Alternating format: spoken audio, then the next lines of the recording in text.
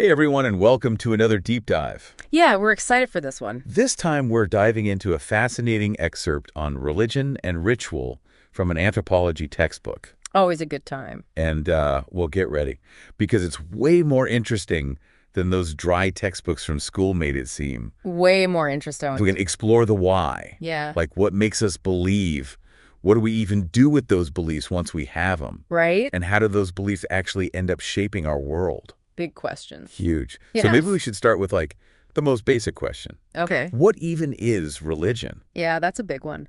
It feels like everyone has an idea about it, Right? but it's surprisingly hard to like It is. pin down. Yeah, it's like a... Yeah. It's almost like you're trying to hold water or something. No, totally. The shape's always changing, right? Yeah. It's not easy. Even anthropologists way back when, they struggled with this. Really? Oh, yeah. They were trying to like draw these lines Yeah. between like religion versus paganism Right. or superstition. Okay. But those distinctions, they get really messy really fast. Wow, yeah. When you're actually out there studying diverse cultures, it gets complicated. Yeah, that makes sense. If you look at, let's say, the Basri pastoralists, Okay. they call themselves Slack Muslims. Slack Muslims. Interesting. Right. So whose definition of religion are we even using in that situation? That's a good point. Right. Who gets to decide what counts as like Right. legit belief?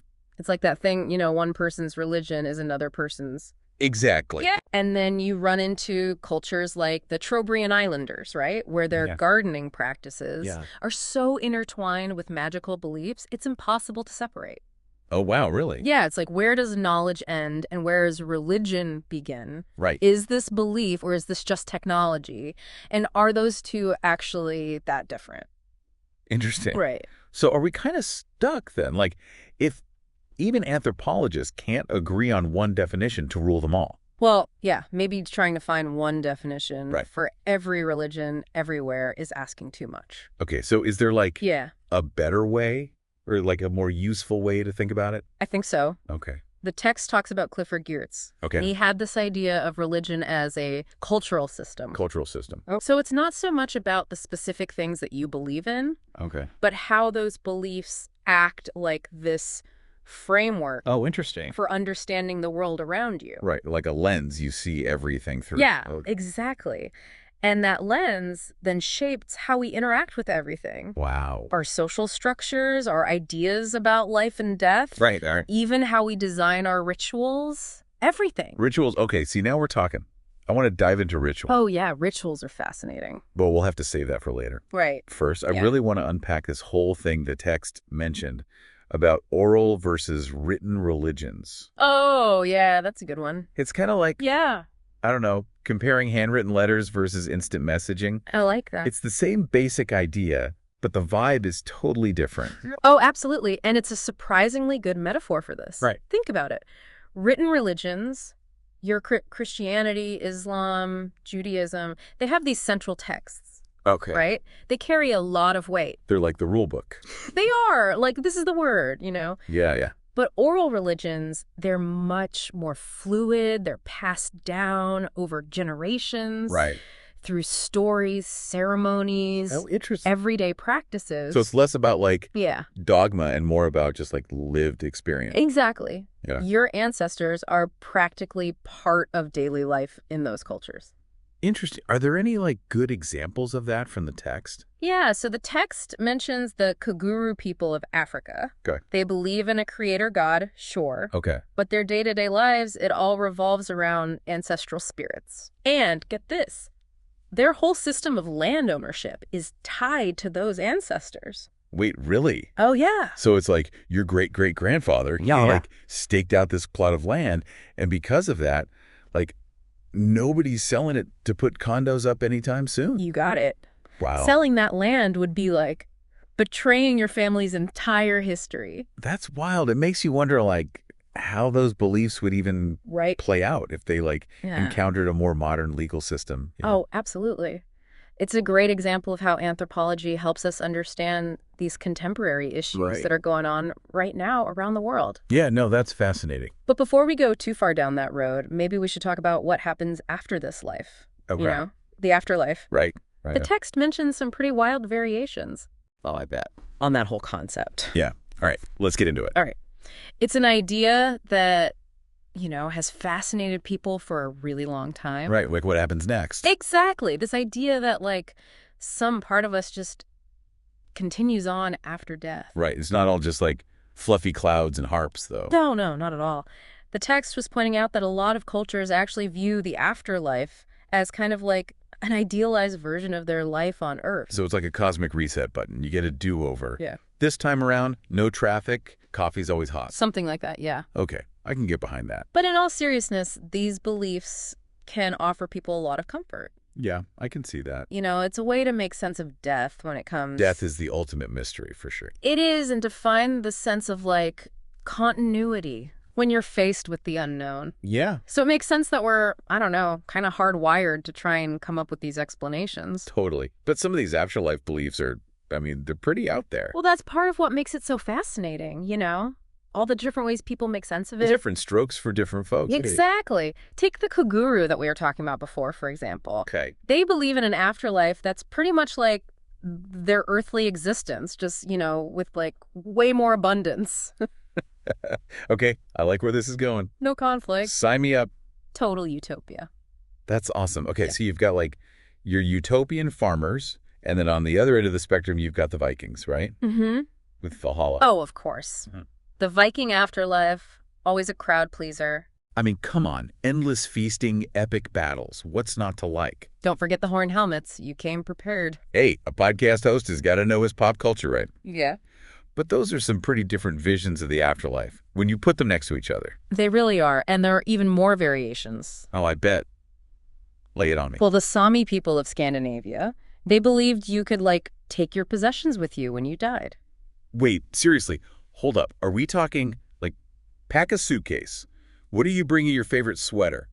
That first place bowling trophy. Maybe not the bowling trophy, Okay. but they were often buried with, like, tools, clothes, even their favorite reindeer sometimes. Wait. Reindeer in the afterlife. That's a new one. It's true. They believed it. Wow. Okay, so we think about some of these, like, burial practices, and they seem kind of morbid or superstitious. Yeah. But they're really reflecting these, like, super deeply held beliefs about what happens after you die. Exactly. It's like packing for your loved ones for this really, really, really long journey. Right. Makes you think. It does. But the text also mentioned that not every culture even has a concept of an afterlife. Yeah, it's true. It's not universal.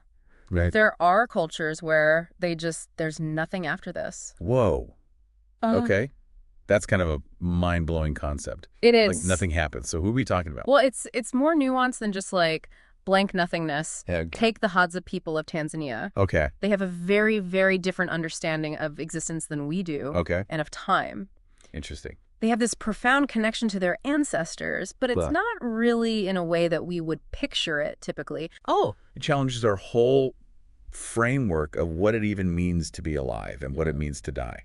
Wow. So maybe it's less about like pearly gates and more just like a different way of experiencing the world even after death. You got it. Huh.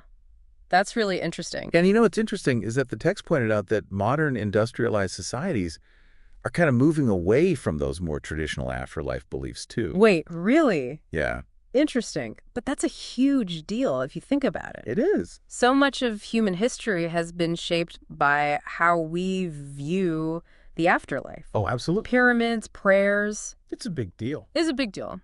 So does that mean we're just becoming more secular, more focused on the here and now? That's the question, isn't it? Yeah. What do you think? I don't know. I think it's more complicated than that. Are we becoming more secular, or are we just finding new ways to deal with these age-old mysteries? Something to think about. It is. It is. Well, speaking of things we do to make sense of the world, Yeah. maybe it's time to swing back around to rituals. Oh, I love rituals. Because the text was saying they're not always about religion, right? Not at all. So what are they about?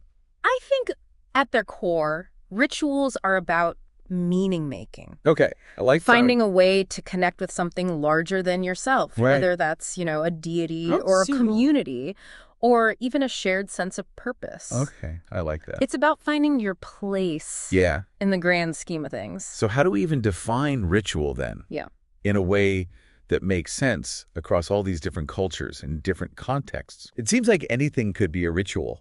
You know what I mean? Well, it is a tricky concept, Yeah. but at its core, I think a ritual is a rule-bound public event Okay. that tries to bridge this gap between the everyday Right. and then something more, something beyond. Interesting. And that something that could be religious, but it doesn't have to be. Right. It could be about your ancestors. It could be about, your place in society. Yeah, the coming of age ritual. Exactly. Or even just a celebration of life, Okay. Think of it like this. Rituals are how we make the intangible tangible. I like that. So we use rituals to help us understand these Yeah, big intangible ideas. exactly. And that framework can be, I don't know, as formal as Yeah. a coronation ceremony or as simple as lighting a candle. Yeah, absolutely. And that's what makes it so interesting is Yeah. rituals are everywhere. They're in every culture throughout history. Right. The text even mentioned the coronation of the Swazi king. Oh, yeah, they make fun of him during it, right? To his face. Well, it is a little stranger than that, but yes. Okay. They do this whole carefully choreographed Right. act of ritual mocking, basically. Huh. But by doing that, by challenging his authority in this very specific way, they're actually reinforcing the social order. It's like a pressure valve then, right? Oh, yeah, A little bit of controlled chaos to keep the whole system from exactly. bugging. There's a purpose to it. Right. And then on the other side of the world, you have the Simbaga marrying people of New Guinea. Okay. Their big thing is pig festivals. Okay. Pig festival. Which involve these huge sacrifices, these huge feasts, and sometimes even warfare. Okay, hold on. Pigs, parties, and pitched battles. That's right. Wow. Okay. And it's not just about, violence for the sake of it. Right. It's all about maintaining this balance. Okay. Balance within the tribe, balance with their environment, even balance with their spiritual beliefs. Wow. It's like a whole interconnected system. It is. Okay, so whether they're mocking a king or sacrificing a pig, Right. all these rituals, they serve a purpose. Always. It's fascinating. It is. But what about in modern life? Right. I mean, I highly doubt my morning coffee routine is going to start a war anytime soon. Probably not, no. Yeah. But the point is, these rituals aren't just things that happen in some far-off land, right? Think Yeah. about holidays. So, the 4th of July, Bastille Day, Cinco de Mayo. Right. These are rituals too. Okay. Yeah, I guess when you put it like that. The food we eat, Right. the clothes we wear, the way we decorate our homes. Yeah. It's all very carefully orchestrated Right. to create this sense of shared identity. It's even though we might not think about it, Right. we're tapping into something really, really ancient. We are. Okay, that's really interesting. And it goes even deeper than that. Oh, does it? The text argued that even seemingly secular events can have ritualistic elements. Okay, now you've got to give me an example. What kind of secular ritual are we talking about here? Think about a graduation ceremony. Okay, yeah. You have specific roles, costumes, there's a procession Right. with rules Right. and symbolic objects.